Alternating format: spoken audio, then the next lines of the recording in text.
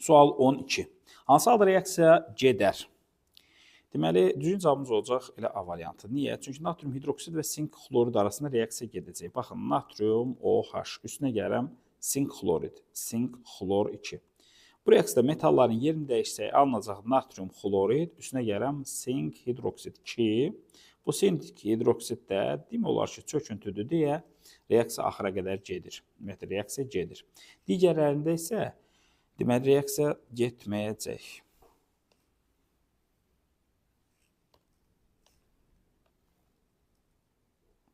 Sual 14. Hansı maddələr cütü eyni zamanda məhlulda ola bilər?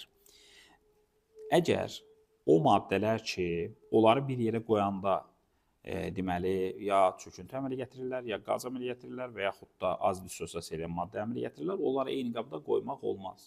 Onlar reaksiyaya girəcəklər öz aralarında. Əks təqdirdə isə eyni qabda saxlamaq olar bir problem deyil. Məhlulda eyni zamanda qala bilərlər. Daha doğrusu bir problem deyil. Ona görə düzgün cavabımız olacaq Y variantı. Niyə? Dostlar, biz burada metalların yerini dəyişsək, baxın, natrium 2SO4 çöküntü deyil, üstünə gələm kuprim NO3 çöküntü deyil və biz burada metalların yerini dəyişsək, deyək ki, belə təsəvvür edək. Burada alınacaq kuprim SO4 hansı ki çöküntü deyil, natrium nitrat hansı ki çöküntü deyil. Onda belə çıxır ki, bu reaksiya getməyəcək. Yəni, bu maddələri eyni qabda saxlamaq olar. Dediyim kimi, o halda eyni qabda saxlamaq olmaz ki, bunlar öz aralarında reaksiya girərək çöküntü, su və yaxud da qaz əmələ gətirirlər.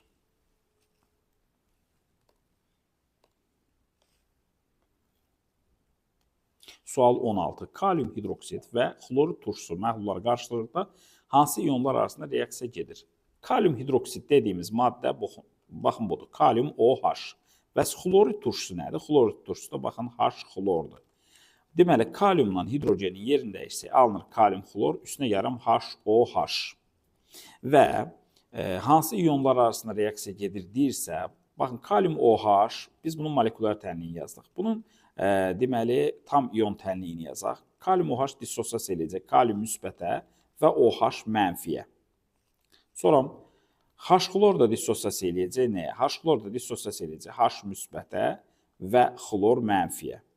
Həmçində alınan kalium xlor da dissosiasiya edəcək. Nəyə dissosiasiya edəcək? Kalium müsbətə və xlor mənfiyə. Amma su olduğu şəkildə də qalacaq. İyonlarına parçalanmayacaq. Oxşar olanları sağda, solda bir ixtisar aparsaq, bunlar geçsin işin gücündə alicə. Solda nə qaldı? Qaldı H müsbət və OH mənfi. Sağda nə qaldı? Sağda qaldı H2O. Bunun qısa iyon tənliyidir. Deməli, düzgün cavabımız olacaq. H və OH iyonları arasında reaksiya gedirmiş. H müsbət və OH mənfi. Yəni B variantı. Ümumiyyətlə, iki dənə elektroliti qarışdıranda alınan maddə çöküntüdürsə, baxın, çöküntünün tərkibinə diqqət edin ki, onun tərkibində hansı iyonlar varsa, o iyonlar arasında reaksiya baş verir. Və yaxud da su əmələ gələcəksə, suyun tərkibi, yəni HOH iyonlar arasında reaksiya baş verib.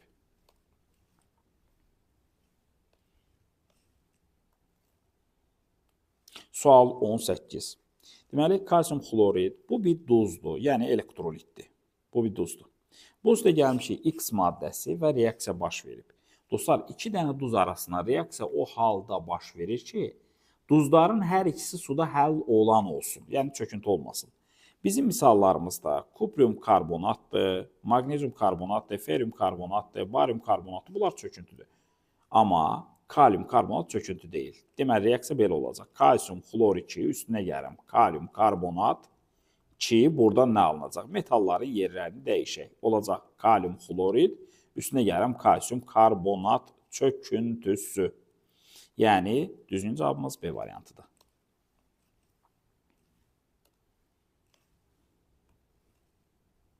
Sual 20.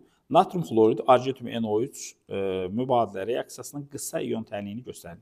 Dəyərli dostlar, qısa iyon tənliyində əslində mən bunu uzun-uzadı yaza bilərəm, iyonlara parçalaya bilərəm, amma sizə bir hiylə deyim. Baxın, argentium xlorid çöküntüsünün tərkib hissəsinə baxın. Argentium xlorid çöküntüsü nədən ibarətdir? Bir dənə argentiumdan ibarətdir, hansı ki o da müsbət. Bir dənə də xlordan ibarətdir, o da mənfi. Bitdi. Metal tərəfə müsbət, digər tərəfə mənfi deyirsiniz, bu şəkildə də yazırsınız. Yəni, düzgün cavabımız olacaq Y variantı. İndi gəlin bunun uzun versiyasına baxaq. Deməli, natrium NO3-ü biz iyonlarına parçalayırıq. Nə alınır? Natrium müsbət alınır və xlor mənfi alınır. Argentum NO3 də iyonlarına parçalayırıq. Nə alınır? Argentum müsbət və NO3 mənfi. Sonra digər tərəfdə alınanlardan da argentum xlordu parçalaya bilmərəm, çünki bu çöküntüdür. Çöküntünü iyonlara parçalamazlar, dissosiya etməz. Natrium NO3 iyonlarına parçalasaq nə alınacaq? Natrium müsbət alınacaq və NO3 mənfi alınacaq. Dəyərlər burada sağda solda oxşar olanlar gəlin ixtisar aparaq. Natriumlar getdi, NO3'lər getdi. Nə qaldı əlimizin içərisində qaldı?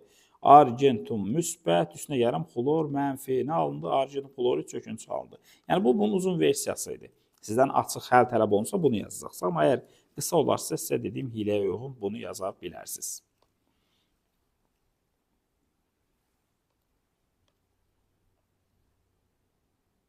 Sual 22. Hansı reaksiya tənliklərində çöküntü doğru göstərilmişdir?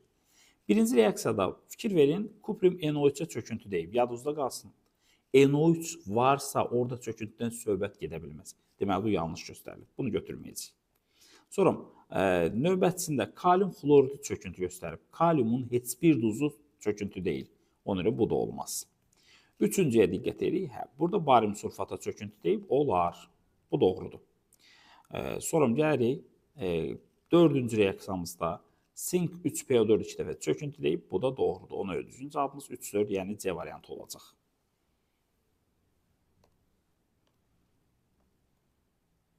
Sual 24. Hansı iyonlar sulfat turşusu ilə təyin etmək olar? Düzgün cavabımız olacaq C variantı. Niyə? Dostlar, sulfat turşusu H2SO4'dür. Əgər bunu tam-tamına iyonlarına parçalasam, buradan H müsbət, 2 dənə H müsbət, bir dənə də SO4 iyonu çıxacaq. Hansı ki, SO4 iyonu ilə barium iyonu bir-biri ilə əgər qarşılıqlı təsirdə olsalar, başda barium deyib, kalsiyum yazdım. Buradan alınacaq barium sulfat adlı bir çöküntü. Təyin elədik. Çöküntü alınırsa təyin elədik. H müsbətlə də CO3. Baxın, bu təyin oluna bilər ki, buradan da deməli H2O və CO2 karbon qazı ayrılır. Bu da həm suyuna keçirərsə, həm suyunu bulandırır. Əsası demək istədiyim, yəni CO3 iyonunu da biz təyin elə bildik. Onun 24-ün doğru cavabı olacaq C variantı.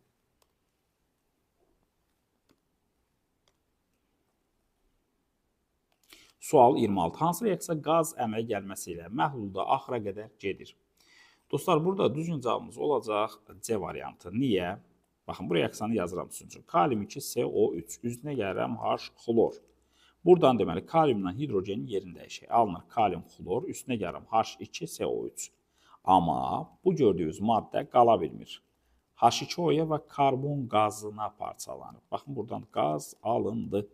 Ona düzgün cavabımız C variantı oldu.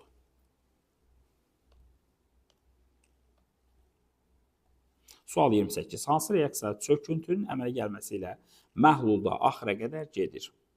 Dəyərli dostlar, düzgün cavabımız olacaq D variantı. Niyə?